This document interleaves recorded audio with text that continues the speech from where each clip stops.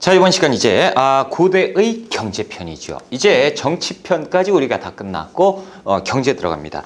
페이지는 84쪽이고요. 고대의 경제.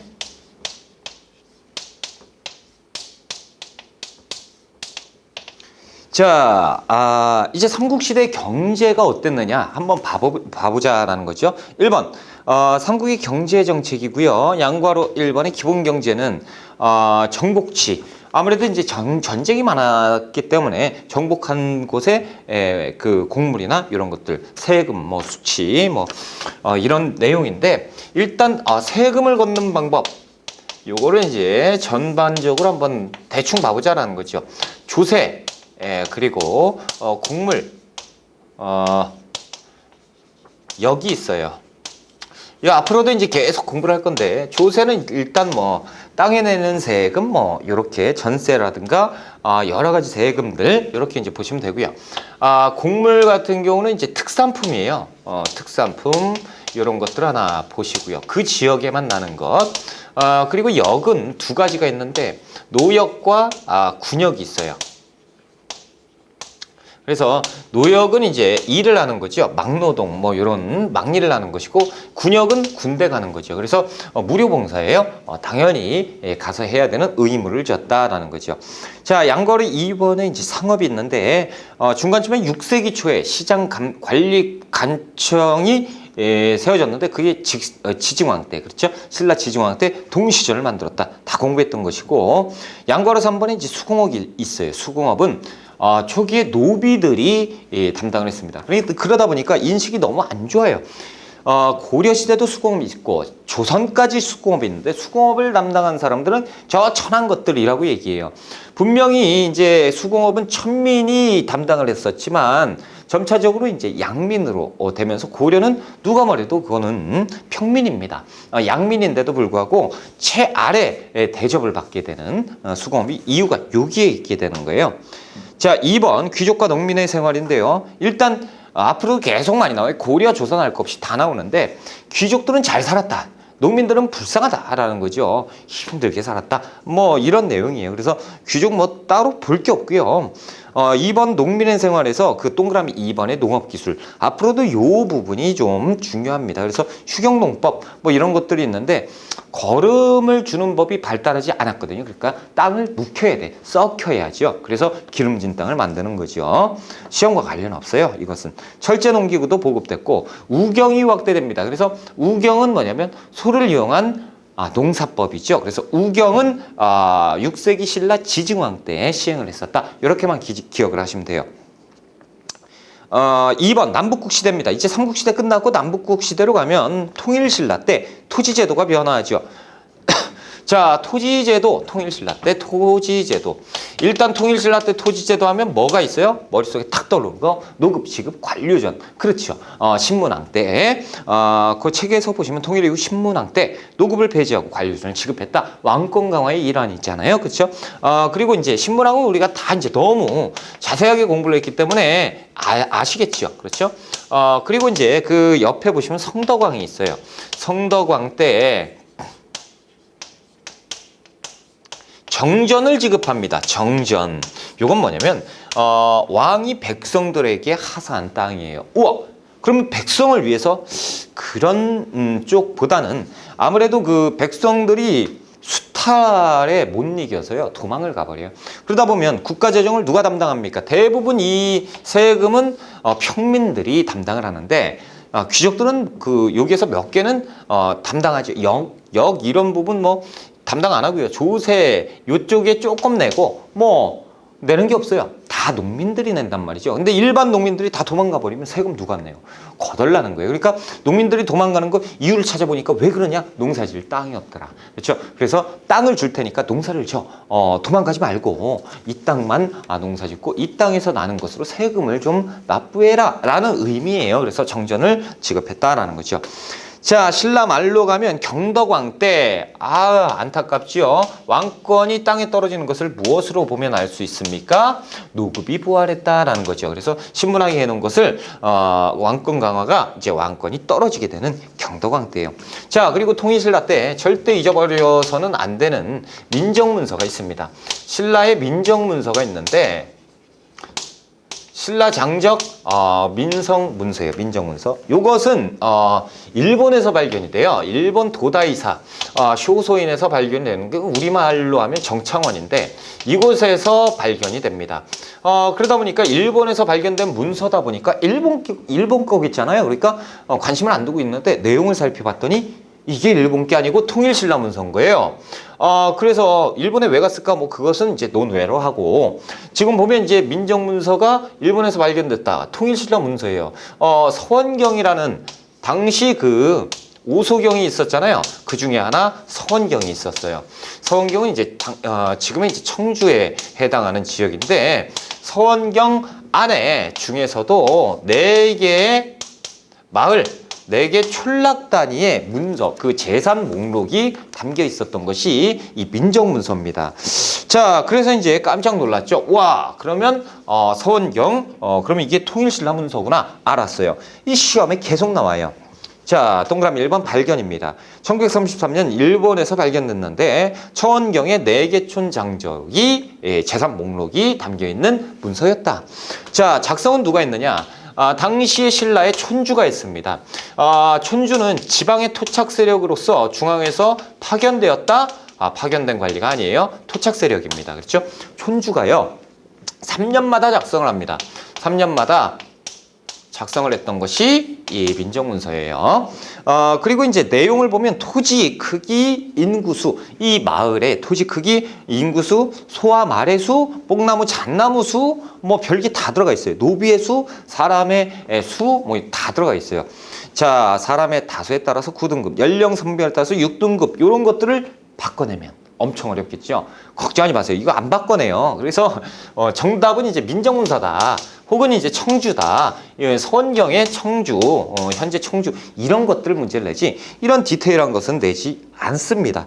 자, 고급은 나와요.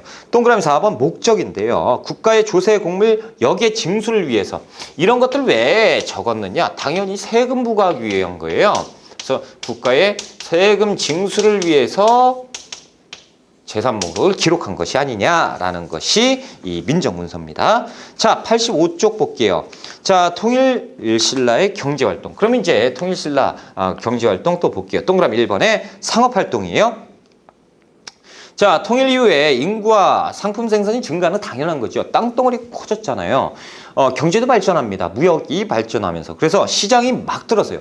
그러니까 막 들어서는 건 좀 그렇고 시장이 많이 들어서요. 그래서 동시가 있었고 이 동시전이 있었는데 동시가 있었는데 이거 가지고 수요가 충족이 안 돼요. 그러다 보니까 이제 시장이 2개가 더 생겨요. 서시와 남시가 또 만들어집니다. 그래서 시장이 발달하고 있구나 이렇게 아시면 되고요. 대외무역을 보시면요. 옆에 그림이 나와 있잖아요. 그렇죠?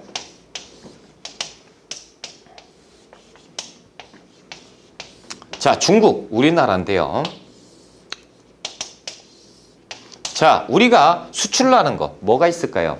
수출하는 거 금, 은, 그 세공품 이런 것들을 우리가 수출을 합니다.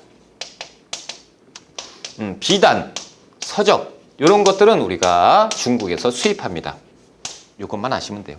이것만 알면요. 끼워 넣으면 돼요. 고려, 송, 고려, 원, 뭐 이렇게 그리고 뭐 그 조선, 명, 조선, 청 이렇게 하면 다 맞아요. 그리고 여기에서 플러스 알파로 몇 개씩만 들어가면 되는 거예요. 이게 기본이에요. 이것만 아시면 되고 뭐 외울 거는 아니다라는 거. 이런 게 시험에 나오지는 않으니까.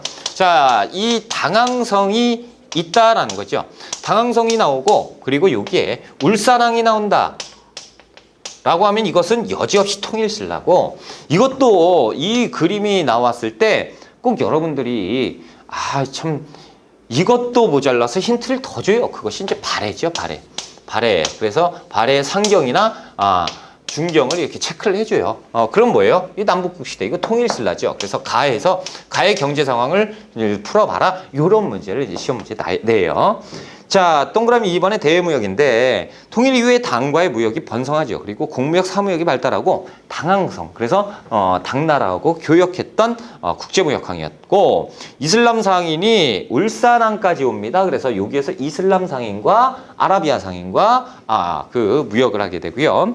자, 중국의 신라 마을을 형성하는데 중국 산동 지역하고 양쯔강 하류에 신라방, 신라촌, 신라원, 신라소, 신라관 이런 것들이 만들어졌다 말씀드렸죠. 저번 시간에 했던 것이고 2번 발해의 경제생활을 한번 볼게요. 이제 발해를 한번 보자라는 거죠. 양과 일본의 수치제도, 조세공물역이에요. 언제든 다 맞아요. 조세공물역. 2번 산업에 보면요. 산업의 발달. 그래서 이들은 일단 경제가 반목이었죠. 기후 조건의 한계로. 그렇죠? 그리고 반농사 중심이었고요. 그리고 요것은 까먹으시면 안 되는데 발의 특산품이 있어요. 이것이 말인데 이 솔빈부라는 지역에서 말이 굉장히 특산품으로 유명했습니다. 그래서 전 세계적으로 발의 말하면 넘버원. 그렇죠? 그래서 이 발의 말, 솔빈부의 말이 굉장히 유명했고 시험에도요. 발해에 대한 내용을 찾아라 라고 할 때 각 국가에 대한 설명으로 옳지 않은 거 옳은 거 자료를 내주는데 거기에 이제 편집글 막 이런 거 나왔을 때 말이 특산품이었다 이런 얘기가 나와요. 그러면 거의 발해입니다. 고대 국가에서. 그리고 모피도 특산품이었어요. 그래서 말과 모피 요것만 아시면 되고요. 동그라미 2번 상업수공업 됐고 양괄호 3번에 무역으로 갑니다. 동그라미 4번에 당나라. 그래서 당나라하고 발해의 무역, 발해관을 설치해 줬어요. 누가? 당나라에서 설치해 준 거예요. 우리가 설치한 게 아니고 발해관을 설치해서 여기에서 무역하자라고 하면서 당이 일종의 아부 떠는 거지. 자, 교관선 됐고 수출, 모피, 인삼, 불상, 자기 하나의 단어처럼 외워두세요. 모피, 인삼, 불상, 자기를 수출을 했습니다. 자, 수입품은 뭐예요? 발해는 누구라고요? 우리 민족이라고요. 그렇죠? 피단서적 똑같잖아요. 그렇죠? 똑같아요. 자, 그리고 동그라미 2번에 기타에서 신라길이 또 발견되기도 했다라는 거. 자, 이렇게 해서 경제 마무리하고요. 별거 없어요, 경제는. 자, 88쪽으로 갈게요. 우리가 사회편으로 갑시다. 사회편.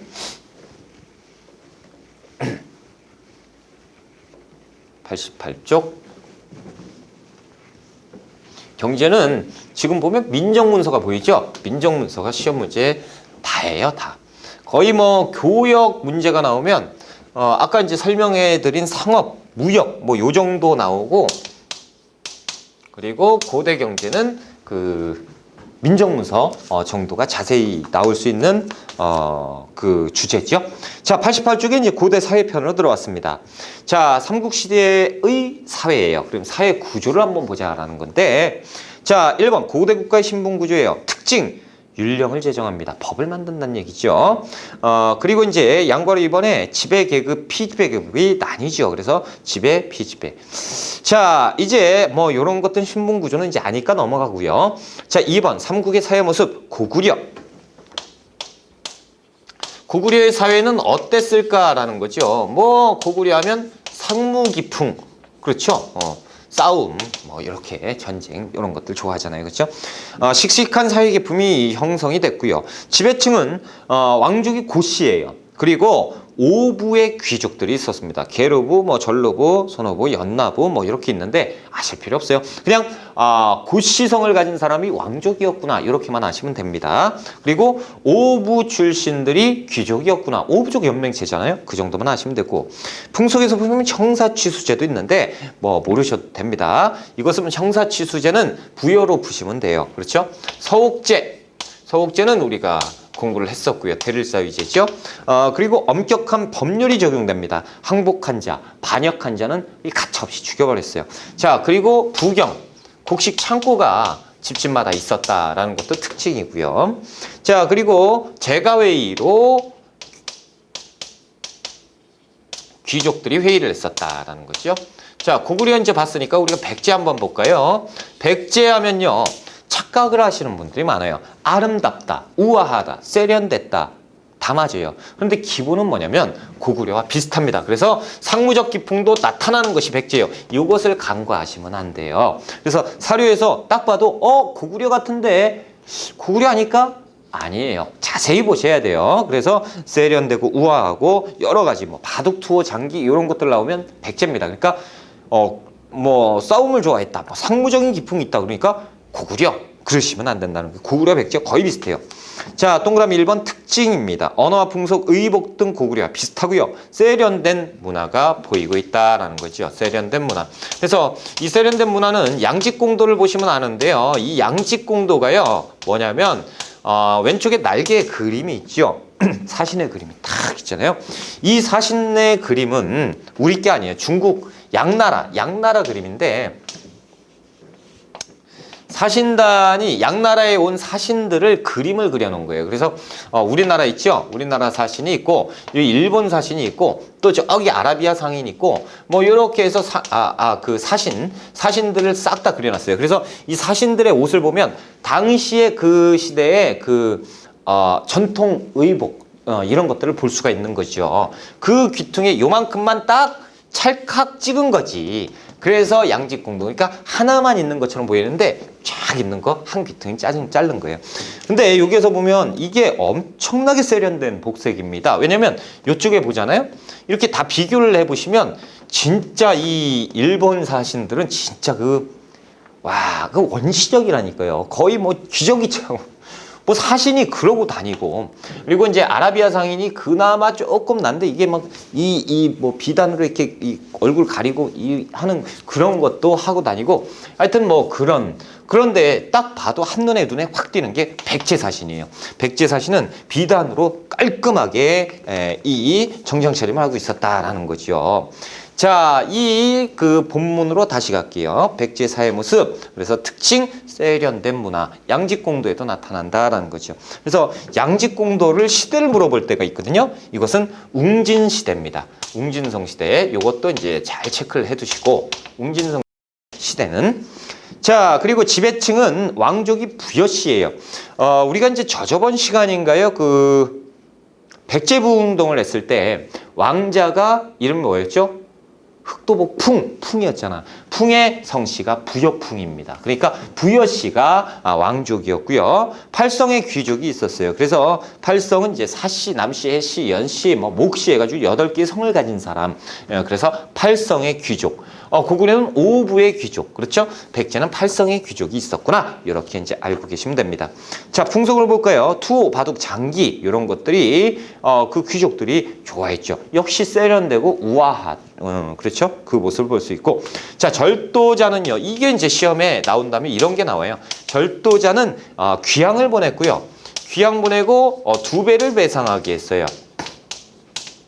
자, 이렇게 했고, 횡령한 자는 종신형.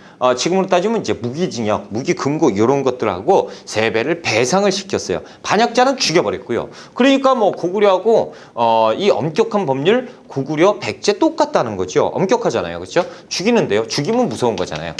자, 그리고 정사암 회의를 냈습니다. 이 귀족 회의인데요. 정사암 회의는 뭐냐면 바위예요. 바위가 있어요. 이 바위 위에서 했습니다. 그래서 바위 위에 상자를 두고, 자, 여기 투표함이에요. 그래서 귀족들이 와서 투표용지 놓고 가는 거죠. 찬반 투표를 하는 겁니다. 그래서 마지막에 일종의 누구예요? 귀족의 우두머리가 가서 이제 따는 거죠. 따면 찬성 몇, 반대 몇. 그리고 이거는 통과됐습니다. 이건 통과되지 않았습니다. 이렇게 회의한 게 정삼회의. 말 그대로 정치를 돌봤던 바위에서 이루어진 회의다라는 거죠. 그래서 정삼회의입니다. 자, 그리고 그 아래 3번 신라를 한번 볼게요. 신라는 뭐 가장 늦었죠. 고구려, 백제에 비해서 가장 늦었지만 토착적인 문화가 형성이 된 것은 신라죠. 그렇죠? 자, 지배층은 왕족이 누구예요? 성골이에요. 근데 성골뿐만 아니고 진골도 되죠. 그리고 육두품은 귀족이었다. 자, 풍속은 골품제가 있었습니다. 아주 그냥 뼈에 사무치는 골품제예요. 골품제, 태어나기를 이렇게 태어나면 끝나는 거야. 이것이 신라입니다. 그렇죠? 그리고 화랑도가 있어요. 청소년 단체지요. 화랑도가 있었습니다. 설명 다 드릴 거예요. 자, 귀족회의는 뭡니까? 화백회의인데요. 화백회의는 특징이 있어요. 이들하고 틀립니다. 뭐예요? 만장일치제입니다. 뭐 북한이죠. 찬성 반대 찬성했는데 한 명이 손 안 들었어요. 그럼 어떻게 되겠어요? 왕따 되지요. 무서운 제도예요. 화백회의, 만장일치제 그대로 통과시키는 거죠. 그리고 이 화백회의는 상대등이라는 직책을 가진 사람이 있는데 이 상대등이 주관합니다. 이 상대등은 누구냐면요. 귀족의 짱이에요. 귀족의 대표자를 상대등이라고 불렀습니다. 자, 이제 우리가 89쪽을 넘어갈게요. 자, 신라의 골품제 및 화랑도가 나오는데 골품제 한번 보자.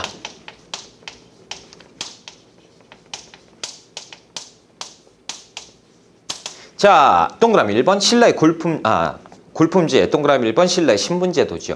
혈연입니다. 혈연. 혈연에 의해서. 그러니까 태어나길, 혈통. 내가 진골 귀족에 태어났다. 그럼 진골이에요. 성골이면 성골. 자, 육두품이 육두품인 거예요. 죽을 때까지 바뀔 수가 없다라는 거죠. 아주 혈연으로 인한 사회적 제한까지 있었어요. 관등은 물론이거니와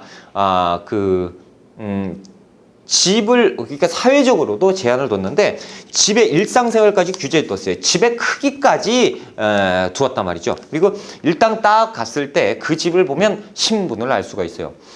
담장이 있는데요. 담장이 엄청 높아요. 와, 집이 안 보여. 와, 성골이지요. 진골 거의 차이가 없고요. 그렇죠?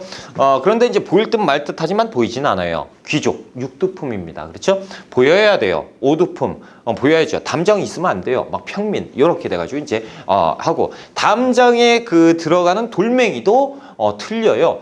화강암, 대리석 이런 거 못 쓰지요. 어디 말이야 왕족이나 귀족이 쓰는 거지. 이렇게 제약을 두고요. 그 안에 들어가면 집에 안에 들어갔을 때 우물이 있는 집이 있고 없는 집이 있어요. 이것도 제한을 두는 거죠. 신분에 따라서.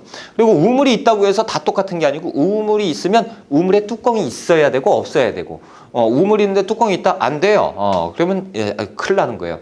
뭐 이런 것들. 방의 크기도 제한이 있는데 방 크기 성골은 24자, 진골은 21자, 육두품은 뭐 18자 이렇게 돼 있는데 한자는 보통 6자가 보통 한 평 정도 되거든요. 그러니까 24자면 방의 크기가 4평, 성골은 4평 정도가 되는 거고 진골은 3평 반 정도, 그리고 3평 되는 것이 육두품이에요. 그러니까 돈이 있다고 해서 다 집을 지을 수가 있는 게 아니에요. 딱 자가지고 딱 안 맞으면 큰일 나는 거예요. 그러니까 이걸 만약에 어겼다, 큰일 나죠. 끌려갑니다.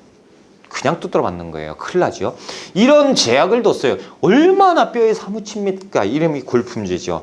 자, 신분제의 특징 동그라미 2번 성골, 전통 왕족 출신입니다. 자, 니은 진골, 무열왕 이후의 왕족이지요. 그래서 자, 지금 이 신분제 할 때 우리가 골품제를 그릴 때요.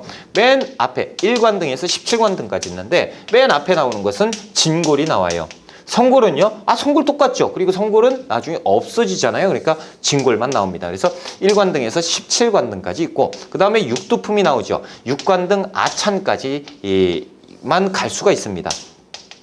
그러다 보니까 6관등 아찬까지 진골은 올라가는 거 쉬워요. 그런데 육두품은 가기 힘들죠. 피라미드가 이렇게 돼 있잖아. 여긴 이렇게 돼 있으니까 티오가 많은데 여긴 자리가 없어. 그렇죠? 그래서 올라가기도 힘들어요. 취득하기 힘들다 그래서 득난이라고 불렀어요. 그래서 육두품의 다른 명칭은 또 득난이라고도 부릅니다. 그렇죠? 그래서 5두품은 10등급 대나마까지, 그렇죠? 그리고 12등급 대사까지 이렇게 해서 이제 5두품, 4두품 이렇게 나뉘는데요. 그러면 3두품 이하는 평민이 평민 아무것도 아니까 똑같아져요. 5두품, 4두품도 결국에는 이렇게 6두품까지만 이제 보통 이렇게 보니까요.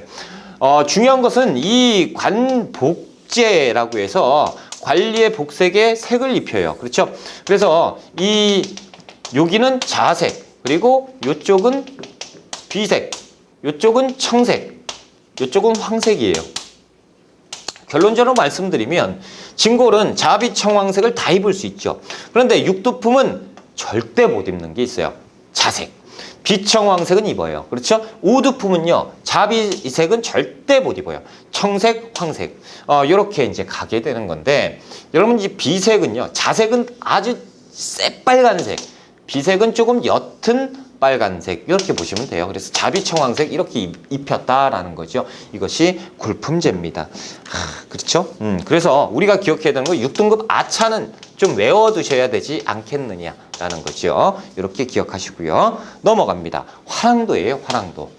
자, 이 화랑도는요. 자, 한 명의 화랑이 있고요. 자, 이 화랑이요. 여러 명의 낭도를 거느리게 되는 겁니다. 자, 화랑은 이른바 그래서 화랑도가 화랑도구나 이게 아니고요. 화랑도다라는 거죠. 화랑도, 화랑도. 이것이 이제 화랑도인데요. 이 화랑은 누가 되냐면 귀족의 자식들 중에 한 명을 뽑습니다. 그리고 낭도는 뭐냐면 귀족의 자식이 이제 화랑이 되지 못한 귀족의 자제, 그리고 또 평민들의 자제, 이들이 이제 이 낭도로 구성을 하게 되는 거죠. 그래서 한 명의 화랑과 여러 명의 낭도로 구성돼서 이 화랑이 몇 개가 있는 거예요. 화랑도가. 그래서 무리 도자를 쓰는 거예요. 무리 지어서 떼 지어서 다니는 건데, 이들이 하는 것은 산천대천을 그 명산, 그렇죠? 이런 곳들을 찾아가서 뭐 제를 올리고 공부를 같이 하고 그리고 무예를 같이 익히고 이렇게 하는 청소년 집단이 화랑도입니다. 자, 일단 동그라미 1번 기원. 원시사회의 청소년 집단에서 기원합니다. 그래서 원래 화랑도는요, 이 화랑이 여성이었다라는 거죠. 화랑도. 그래서 이 준정과 남모가 여성인데요. 이들끼리 막 질투를 내가지고 준정이 남모를 죽여버려요. 그리고 결국에 죽였으니까 또 국가적인 문제가 되니까 이도 사형시키고, 야, 이거 안 되겠다. 그래서 이제부터 남성으로 바꾼다. 그래서 남성이 바뀌는 거예요. 그래서 이 여러 화랑들이 또 있을 거 아닙니까? 그렇죠? 이 화랑을 또 통제를 해야 되잖아요. 이 우두머리, 화랑의 우두머리가 국선이라고 또 부르기도 합니다. 국선은 또 있었어요. 아무튼 화랑도가 이렇게 운영이 되었다라는 거죠. 자, 동그라미 2번 구성입니다. 화랑과 낭도로 구성이 되는데요. 계층 간 대립과 갈등을 완화시키는 거예요. 보세요. 자, 이 신문제를 보면요, 육투품 진짜 진골 진짜 죽이고 싶을 거야. 그러니까 결국에는 때를 기다렸다가 쳐버리잖아요. 그렇죠? 이들과 이들 관계도 안 좋을 거 아닙니까? 다 안 좋아요. 뭐가 좋겠어요. 그렇죠? 능력은 내가 더 뛰어난데 말이야. 얘들이 뭐 관계가 엄청 안 좋죠. 그런데 여기에서 보세요. 귀족하고 또 평민들의 관계 좋겠습니까? 안 좋은데요. 이것들을 어느 정도 완화시키는 역할을 한 거죠. 낭도와 화랑이 같이 다니죠. 귀족과 평민이 같이 어울러서 생활하다 보면 무예를 익히다가 다칠 수도 있어요. 와, 이거 피가 나요. 큰일 났어. 아파 죽겠는데. 자, 화랑이 일로 와라. 내가 치료해줄게. 치료도 해주고. 얼마나 감동이에요. 무한 감동이지. 그렇죠? 그리고 다친 애를 위해서 뭐 밥도 퍼주고 먹어. 막 눈물 뚝뚝 흘리게 되는 거죠. 그렇죠? 이렇게 되면서 이제 갈등을 어느 정도 완화시켜줄 수 있었던 역할을 했던 것이 또 화랑도 아니겠습니까? 그렇죠?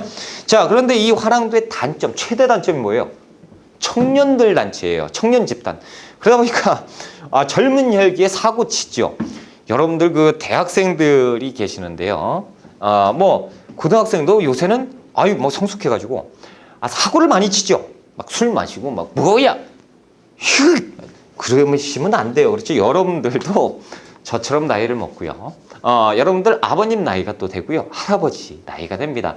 그때 어린 친구들이 와가지고 그러면 아셨죠? 역지사지고 아무리 화가 나도 하면 안 돼요. 그렇죠? 자, 이렇게 청소년들은 문제가 있어요. 네, 저도 청년기를 지나봤지만 문제가 꼭 있어. 이게 왜 그렇죠? 혈기왕성해서 그래요. 그럼 이들을 통제해줄 무엇인가 필요하죠. 그래서 원광법사가요, 스님이 이건 이대로 놔두면 안 된다. 그래서 세속오계라는 것을 발표를 합니다. 자, 이 화랑도 청년들은 들어라 라는 거지. 니들 막 다니면 안 돼. 술 마시고 막 사고 치고 그러면 안 돼. 자, 세속5개라는 게 있는데 이 5개는 꼭 지켜달라라는 화랑도의 지침서예요. 이것이 세속5개입니다. 자, 그래서 동그라미 3번에 보면 발전, 진흥왕 때 조직이 확대되고요. 진평왕 때 진평은 몰랐대요. 화랑도의 규율을 제시했으니 누구예요? 원광의 세속5개. 이건 아셔야죠.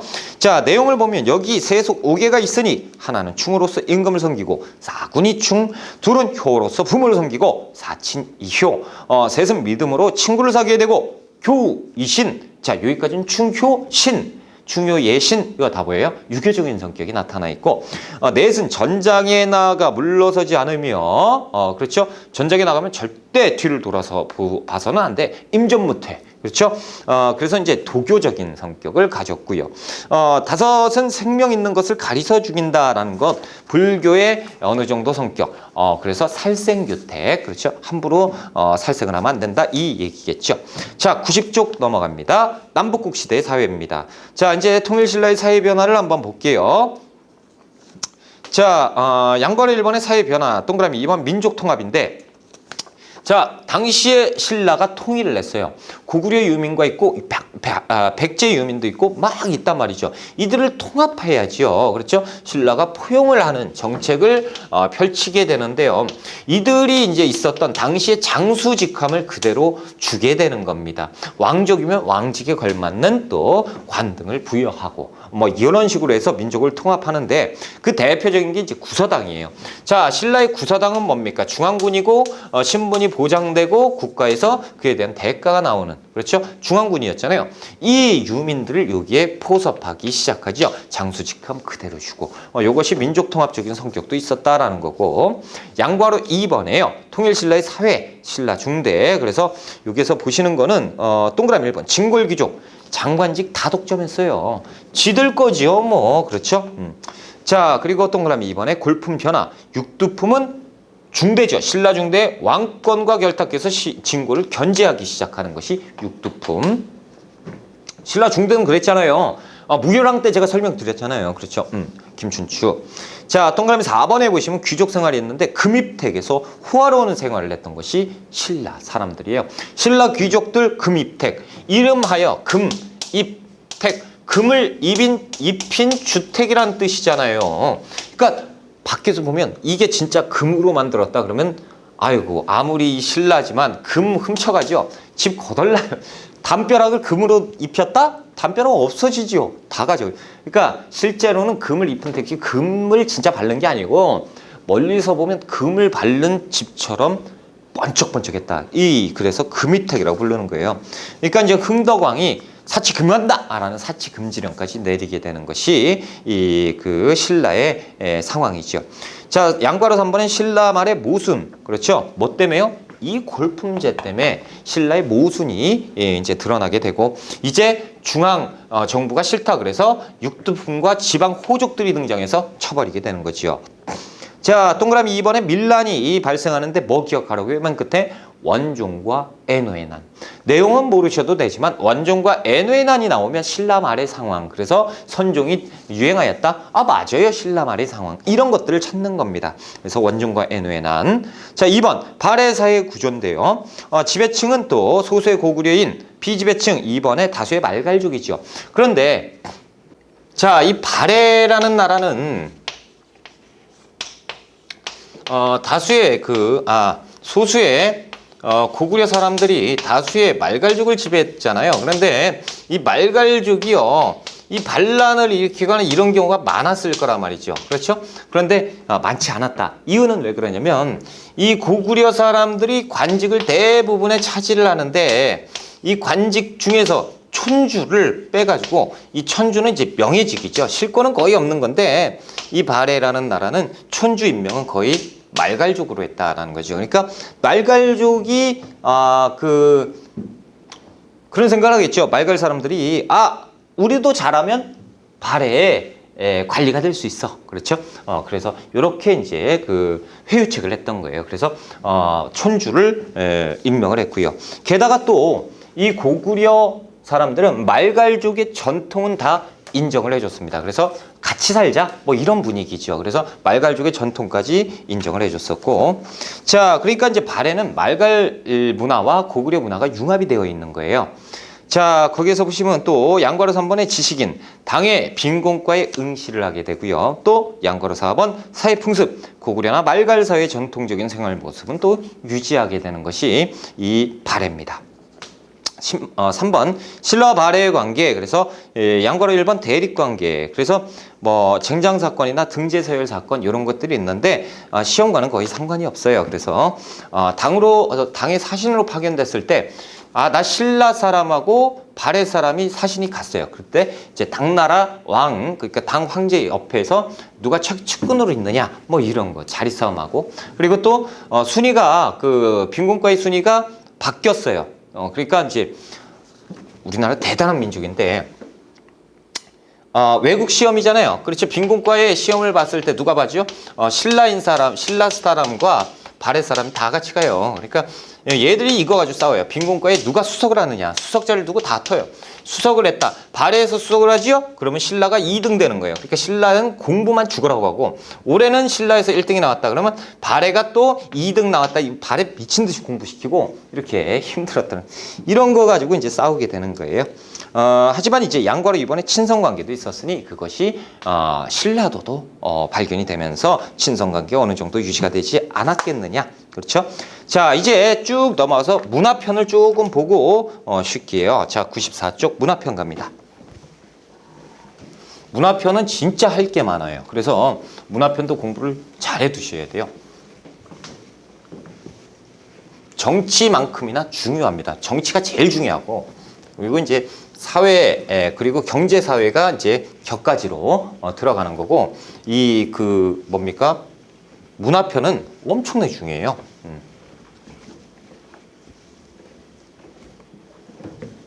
자, 94쪽에 고대 문화예요.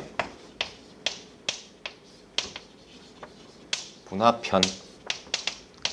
문화편 하면요, 암기할 게 너무 많죠. 그렇죠?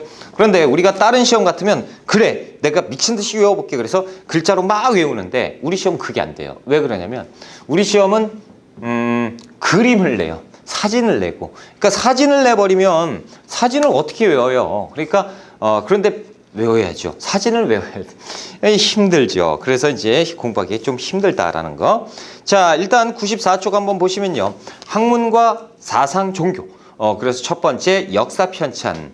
자, 양거래 1번에 역사 편찬과 문학이 있어요. 자, 동그라미 1번 삼국시대. 고구려도 역사서가 있어요. 신집 5권.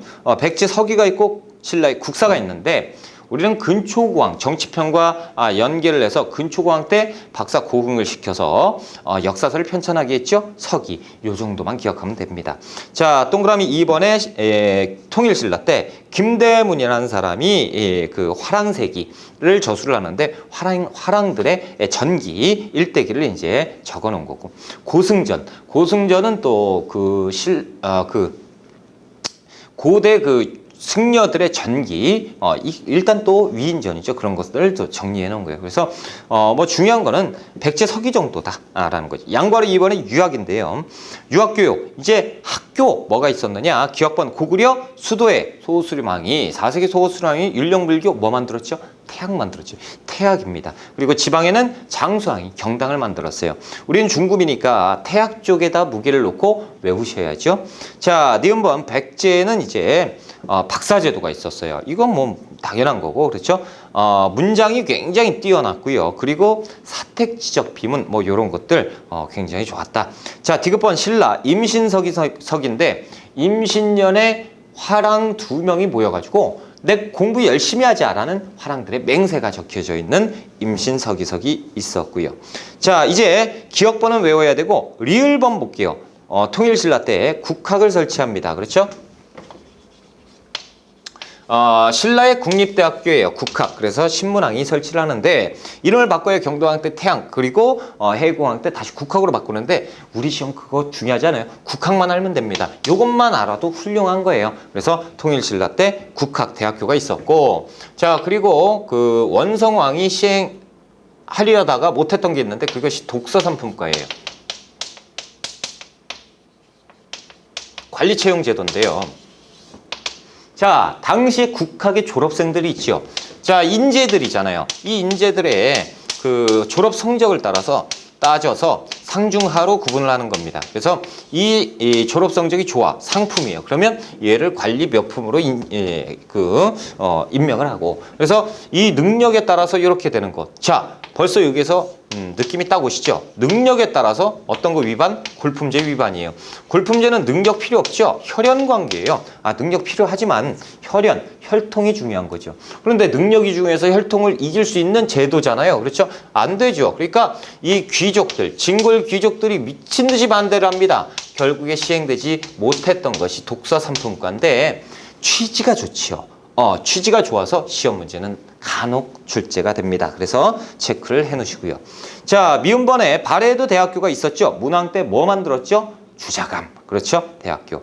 자, 2번에 유학의 보급인데 기억번 통일신라, 김은경과 최치원. 최치원은 알아야 돼요. 최치원. 빈군과에 급제한 사람이고요. 육두품 출신이고요. 개원필경을 그 저술을 합니다. 그리고 중국에서 토황소경문. 그러니까 황소가 이 동물이 아니고요. 황소가 그 중국에 있는 그 당시에 이제 중국의 당나라에서 사람 이름이에요. 황소라는 사람이 있는데 이 사람이 난을 일으켜요. 황소의 난. 이것을 토벌해야 된다라는 이 뭐 전략 뭐 이런 것들 그런 것들을 이제 적어놓은 토황소 경문 뭐 이런 것들이에요. 그리고 최치원의 시무십조인데 외워야죠. 최치원의 시무십조. 당시에 최치원이요, 진성여왕에게 가서, 신라 발해, 진성여왕에게 가서 시무십조를 건의합니다. 이것은 뭐냐면, 이 우리나라가 개혁을 해야 된다는 개혁안이에요. 그런데 이 개혁안에 또 내용이 육두품 출신이다 보니까 뭡니까? 신문제. 이런 내용들이 또 적혀 있는 거지. 그러니까 진골기주에 가만히 있겠습니까? 미친 듯이 반대하지요. 그러니까 최치원이 이 정치의 영증을 느끼고 그냥 산으로 가버립니다. 그래서 어디에 최치원에 대한 이후의 행적은 아무도 모른다라는 거예요. 자, 은퇴해버린 거지 뭐. 설총, 이두 화흥기 이런 것들이 있고요. 됐습니다. 자, 넘어가서요. 불교와 기타 신앙인데, 자, 불교 한번 볼게요. 불교의 수용. 불교는 엄청나게 중요합니다. 불교로 고대의 불교 그리고 중세 고려 시대까지 불교는 엄청나게 중요해요. 왜요? 불교로 인해서 그 신분제 특권을 유지할 수 있었잖아요. 그렇죠? 왕직불 사상이라든가. 그래서 왕실이 수용하고 귀족들이 전파하고 그러면서 사상을 주입하면서 우리들한테 꿇어 이렇게 이제 특권을 유지하게 되는 사상 통합의 내용이기 때문에 그렇죠? 그 양과로 1번의 불교의 수용입니다. 왕권 강화의 과정에서 왕실이 수용하게 되고요. 귀족에 의해서 공인되죠. 그래서 이 특징은 고대 불교는 귀족 불교입니다. 그렇죠? 그래서 귀족들의 특권 유지 수단이었다. 동그라미 1번 불교를 공인하는데 고구려의 소수리망 외워야지요. 백제 침류왕도 외워야 돼요. 그리고 신라의 법흥왕 모르면 안 되죠. 2차돈의 순교는 독자적으로 출제가 됩니다. 그 아래 내용이 있고 2차돈의 순교는 제가 정치편에 설명을 해드렸어요. 그래서 넘어갈 거예요. 그래서 2차돈이 죽어서 이상한 일이 벌어지니까 공인되었다. 왕은 누구냐? 법흥왕이에요. 그래서 법흥왕에 대한 정책을 찾는 문제, 이런 문제가 시험에 출제가 되고요. 자, 동그라미 2번의 특징, 왕권 강화죠. 그리고 호국불교. 여러분 호국불교라고 하면 보호한다의 호자, 그리고 나라 국자, 그러니까 나라를 보호하는 이런 역할을 했었던 호국불교예요. 성격이 있었다. 교리, 업설, 왕직불 사상입니다. 그래서 왕이 곧 부처다라는 거죠. 부처님한테 누가 덤벼? 이런 거죠. 지배층의 특권을 인정하게 되는 것이고, 자, 미륵불 신앙이 있는데요. 이 미륵불이라는 거, 미륵부처. 나중에 한 번 더 나오는, 계속 나와요. 그런데 미륵불 사상은 뭐냐면 그런 거예요. 지금 현세가 힘들죠. 그러다 보니까 이 미래, 다가올 미래에 어떤 일이 벌어지겠어요? 몰라요. 미래는 조금 현세보다는 낫겠죠. 그렇죠? 근데 미래의 부처님이 있습니다. 이 미래의 부처님이 미륵부처예요. 근데 이 미래의 부처님이 현세로, 과거로 오는 거지. 그렇죠? 현세로 와서 우리들을 구제해 줄 거다. 이것이 이제 미륵신앙이에요. 이런 것들도 있었다라는 거예요. 자, 95쪽에 이제 볼게요. 엄청나게 중요한 내용이 나오니 그것이 양과로 2번의 통일신라의 불교입니다. 자, 절대 잊어버리면 안 되는 것이 원효입니다. 원효. 자, 원효는요, 삼국시대에 태어나서 통일신라 때 생을 마감하는 신라 중대에 활동했던 승려죠.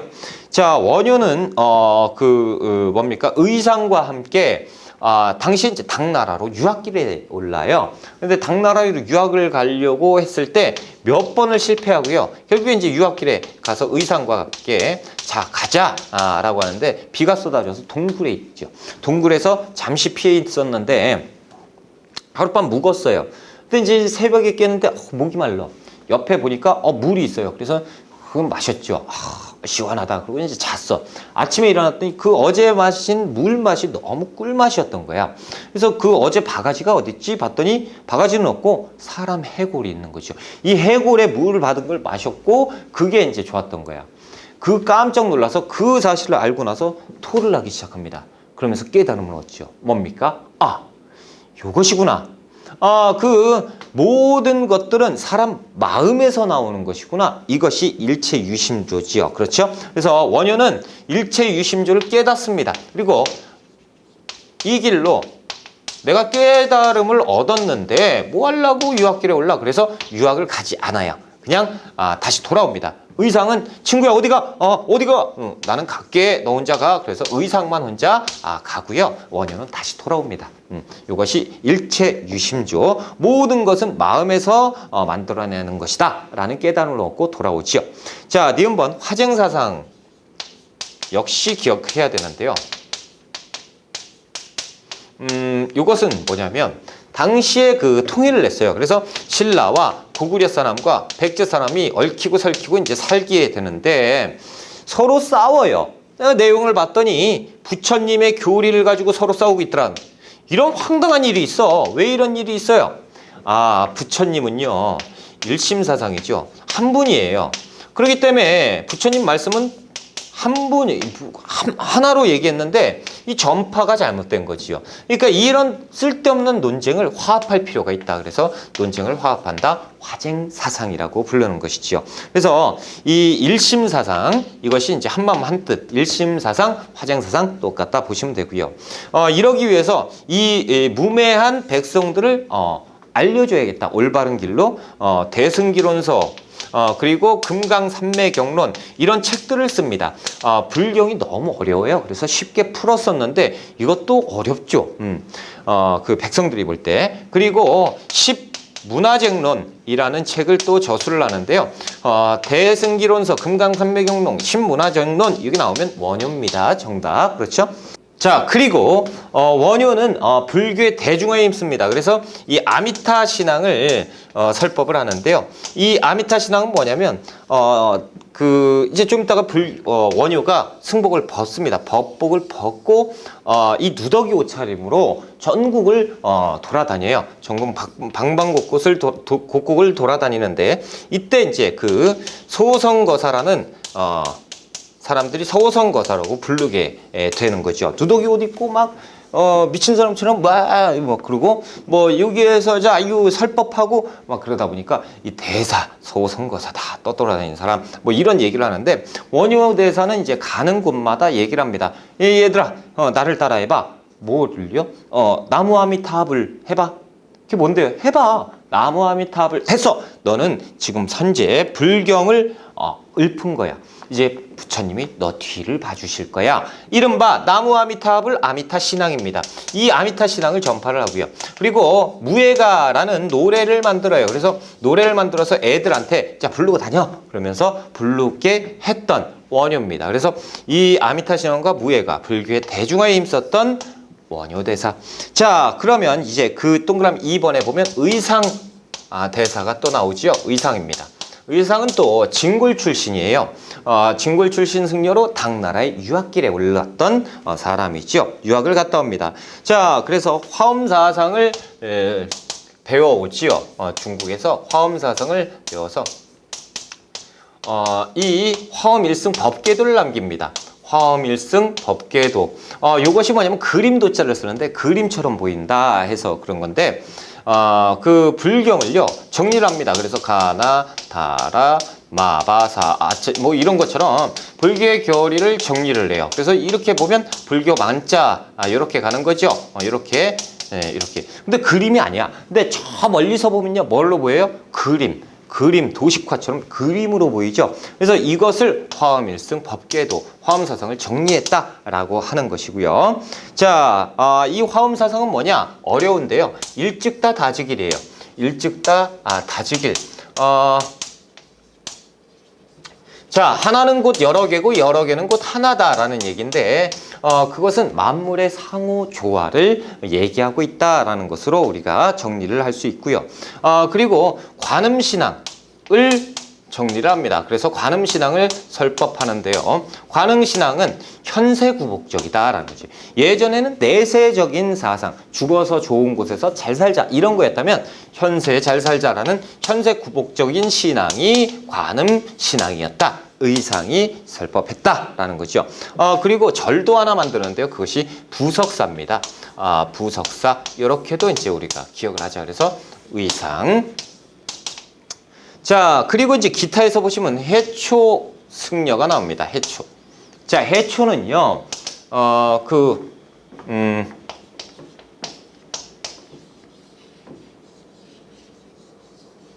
동남아시아 그리고 이렇게 인도가 있죠. 자, 우리나라에서 당나라를 거쳐서 이렇게 거쳐서 인도를 갑니다. 그래서 인도를 갔다가 이제 여기에서 공부를 하고 그리고 이제 다시 돌아오게 되는데 이때 이제 기행문을 써요. 이것이 갈 왕자죠. 오천축국 전이라고 하는 오천축국. 뭡니까? 5개의 천축국을 갔다 왔다라는 거죠.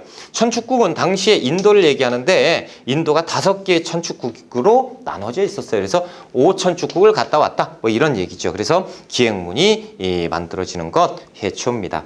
자, 자장승려가 있는데요. 자장은요. 선덕여왕에게 황룡사 9층 목탑을 세울 것을 건의를 합니다. 그래서 지금 이제 여왕 시대잖아요. 그러다 보니까 좀 왕권이 약해요. 예전 시대에 비해서. 그러다 보니까 왕권을 강화시키기, 이 약해진 왕권을 탄탄하게 하려면 땅의 기운을 보완하는 겸해서 뭔가를 좀 만들어야 될 것 같습니다. 그것이 황룡사 9층 목탑입니다. 그래서 건립하시오 이렇게 돼서 만들게 되는 것이 자장의 황룡사 9층 목탑이에요. 자, 양거로 3번에 이제 발해 불교는 상경에 불교 사원터가 남아 있었다라는 거. 자, 이제 양거로 4번의 선종입니다. 선종은 우리가 이제 공부를 했었죠. 그래서 통일 전후에 전례가 되지만 중요한 건 신라 말에 유행을 했었다. 이 내용을 아셔야 되고 실천적인 경향이었고 조형 미술이 쇠퇴했다. 이게 무슨 얘기냐? 그 표를 보세요. 자, 이 교종과 선종이 있는데 저는 이제 세로로 한번 써볼게요. 자, 교종은요, 성격이 교리를 중요시하죠. 제 얼굴 안 나와도 괜찮아요. 그렇죠? 놀라지 마세요. 교리를 중시하죠. 선종은요, 실천을 중요시합니다. 그렇죠? 그래서 교리와 실천을 강조하게 되죠. 역시 선종도 역시 교리를 중요시하지만 실천도 중요시했고요. 자, 오교 구산이 있었고, 그렇죠? 교종은 중앙 귀족들이 믿었고요. 이쪽은 지방 세력들, 지방 호족과 육두품들 신봉을 하게 되는 거죠. 그렇죠? 자, 교리를 믿고 중앙 세력들이 믿고 그렇죠. 그래서 중앙 집권화 이런 것들을 강조했던 것이 교종인데 교종은요 아무래도 선종에 비해서는 안정적인 모습을 띠고 있죠. 그래서 안정을 추구합니다. 안정. 그리고 이쪽은요 안정보다 실리를 추구하죠. 실리. 그래서 뛰어다니는 실천 이런 거 활동적인 모습을 또 중요시하게 되는 것이고요. 그렇죠? 그러다 보니까 이것이 미술에도 영향을 끼쳐요. 그래서 조형미가 굉장히 뛰어나게 되는 거야. 안정감을 뛰어나게 하는 이때가 교종의 영향을 받은 거고요. 자, 이 선종은요. 이 신기한 게 나오죠. 자, 스님이 수행을 많이 하신 스님들은 돌아가시면 어떻게 화장을 하죠. 화장하면 몸속에서 뭐가 나오죠? 이상한 구슬 같은 게 나오죠. 살이라고 하는데 이 살이가 나와요. 지금도 마찬가지지만 이 살이는 죽은 다음에 화장해도 살이 안 나옵니다. 누가만 나오냐면 스님 중 그 스님도 수행을 많이 하신 분일수록 살이가 많이 나와요. 이건 뭐예요? 부처님의 몸의 일부분이다라고 판단을 한 거죠. 예전에도 그랬고 지금도. 그러니까 이 사리는 함부로 버릴 수 있는 게 아닙니다. 그래서 사리 보관할 수 있는 탑을 만드니 그것이 승탑이라는 거예요. 승탑. 이런 승탑 같은 것들, 그렇죠? 그래서 조영미와는 조금 거리가 멀다. 그래서 조영미가 쇠퇴하게 됩니다. 자, 이 교종 때 교리를 믿었던 교종의 영향을 조영미 아름다운 균형을 맞추기 위해서, 그렇죠? 이 교종의 영향을 받은 게 뭐냐면 석가탑 같은 거예요. 석가탑 그리고 불국사 그 석굴암 이런 것들 있죠. 조영미 이런 영향을 띠는 거예요. 그래서 보통 신라 중대에 유행했던 교종. 그래서 신라 중대에 이 3층 탑이 유행을 하게 되는 것이고 신라 말로 가면 선종의 영향을 받아서 승탑 같은 것들이 유행을 하게 되는 것입니다. 그렇죠? 자, 양과로 5번의 기타 신앙인데요. 풍수지리설. 이것이 이제 신라 말에 선종승려 도선이 가지고 와요. 유입을 합니다. 이것이 풍수지리. 그리고 동그라미 2번에 도교인데요. 자, 니은번에 보세요. 고구려의 을지문덕의 오원시. 그래서 하늘과 땅이 너 계책을 알았으니 가는 게 어떠냐라는 건데, 여러분들 도교가 뭡니까? 도교는요, 여러 가지 굉장히 도교가 뭐냐? 여러분 불교가 뭐예요? 그거 어떻게 한마디로 정의해요? 도교도 마찬가지인데, 도교라는 것은 제가 몇 가지로 정리를 해봤어요. 그래서 산천을 숭배하는 자연 숭배 이런 것들도 도교고요. 자연 숭배. 그리고 신을 숭배하는 거. 그러니까 뭐 산신이라든가 뭐 이런 신들을 섬기는 산신, 신령 뭐 이런 것들은 도교 이쪽에도 가깝고, 그리고 또 무예를 숭상하는 것도 도교입니다. 그래서 그 화랑도의 임전모태 같은 거 도교. 그렇죠? 이렇게 이제 보시면 돼요. 자, 니은번의 전례에서 보면 그래서 고구려의 을지문덕의 오원시 그리고 사신도가 있는데 그 아래 보시면 현무도가 나와 있죠. 이것은 북, 남, 동, 서. 그래서 동서, 남, 북을 지키는 신들이 있습니다. 이른바 방위신, 사신도인데 이 중에 그 북방위 신이 현무도입니다. 그래서 청룡, 백호, 주작, 현무가 있는데 이 중에 이제 현무도가 여기에 나타나 있는 거예요. 그래서 고구려의 사신도 도교적 영향이다. 신라의 화랑도가 있고요. 백제 산수문이 벽돌, 금동대학로, 무령왕릉 지석, 사택지적비 이런 게 있는데 백제는요 금동대학로, 무령왕릉 지석 이렇게 이제 좀 구분을 하시고 발에는 정효 공주면대. 자, 여기에서 한번 볼게요. 백제 거만 빨리 보고 조금 쉴게요. 산수문이 벽돌은 이 산에 그림이 있죠. 이 산에 누가 산다? 신이 산다라는 그림이에요. 그래서 산수문이 벽돌이고, 자, 옆에 보면 금동대학로가 있어요. 금동대학로는 향을 피우는 향로입니다. 자, 이렇게 이제 산이 있죠. 여기에 신들이 사는 산이다. 그래서 복례산이라고 하는 것이고 위에 이제 봉황이 받치고 있습니다. 자, 복례산이 있지 도교적 성격이죠. 여기는 연꽃 문양으로 되어 있습니다. 불교죠. 그렇죠? 그리고 용이 받치고 있는 것이, 그래서 불교와 도교의 성격을 가지고 있는 것이 이 사비성 시대의 금동대학로다라는 거예요. 시대도 사비성 시대입니다. 요것도 이제 금동대학로 이렇게 이제 기억을 하시고요. 요번 시간 엄청 길었어요. 그렇죠? 자, 죄송해요. 조금 쉬었다가 그 아랫부분 들어갈게요.